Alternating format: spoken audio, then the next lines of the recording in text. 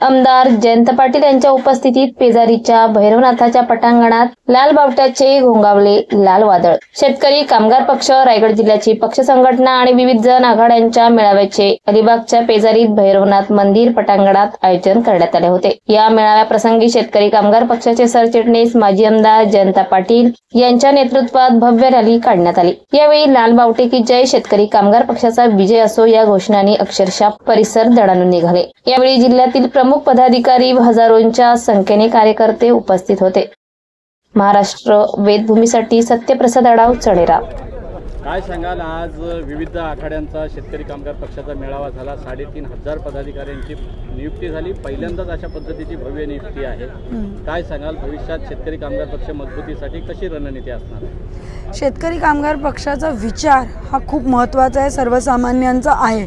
आणि हा विचार घेऊन आम्ही जे आधुनिक पद्धतीचं राजकारण आहे त्या पद्धतीने आम्ही चाललो आहे. आणि त्याच्यात पदनियुक्ती एक फार महत्त्वाचा फॅक्टर आहे. खालती बूथ लेवलपर्यंत आम्ही पदं दिली आहेत. वेगवेगळ्या क्षेत्रात काम करणाऱ्या लोकांना आम्ही पदं दिली आहेत. जसं कला सेल केली आहे, क्रीडा सेल केली आहे, मग आरोग्य सेल केली आहे.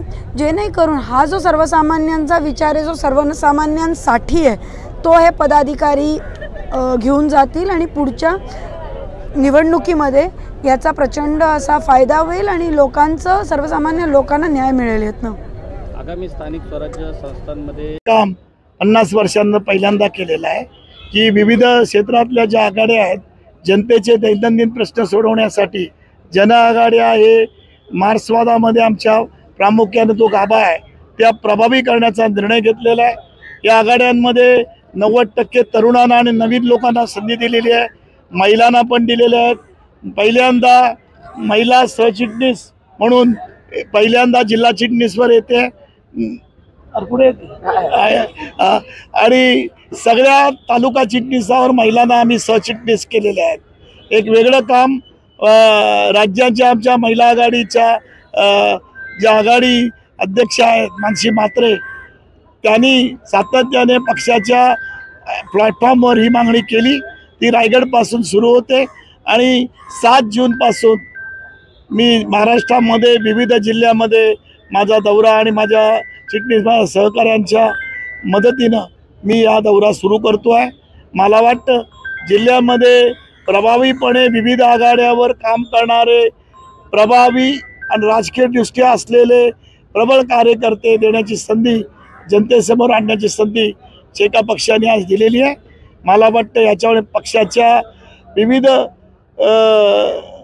क्षेत्रामध्ये आणि विविध आघाड्यांमध्ये वेगळी बळकटी येईल, नवचैतन्य येईल आणि जो प्रचंड असा प्रतिसाद आज रायगड जिल्ह्यातल्या संपूर्ण कार्यकर्त्यांनी आज मेळाव्याला दिलात आणि पाऊस पडत असताना सुद्धा बहुसंख्यक लोक आलेत, त्याबद्दल मी त्यांना धन्यवाद देतो.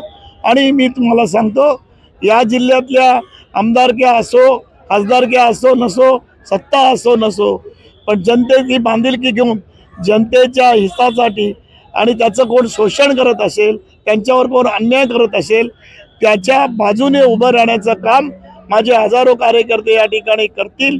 आणि मला अत्यंत अभिमान वाटतो आज आमच्या पडत्या काळात आज आम्ही संपलो असं म्हणताना आज माझ्या कार्यकर्त्यांनी त्यांना चांगली चक्राप दिली असं मला वाटतं. रायगड जिल्ह्यात स्वराज्य संस्थांमध्ये शेतकरी कामगार पक्षाबरोबर राष्ट्रवादी असण्याची शक्यता आहे का, कसं बघता? आम्ही महाविकास आघाडी बरोबर आहोत.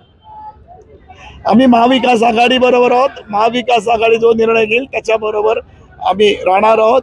आणि रायगड जिल्ह्यात महाविकास आघाडी ही एक संघ आणि भक्कम राहणार, चर्चाच करत नाही. त्याचं उत्तर लोकांनी दिलेली आहे. मी त्याला काही महत्त्व देत नाही. बंडखोरी पक्षामध्ये स्थापनेपासून सुरू आहे, त्याच्यामध्ये काय फरक नाही.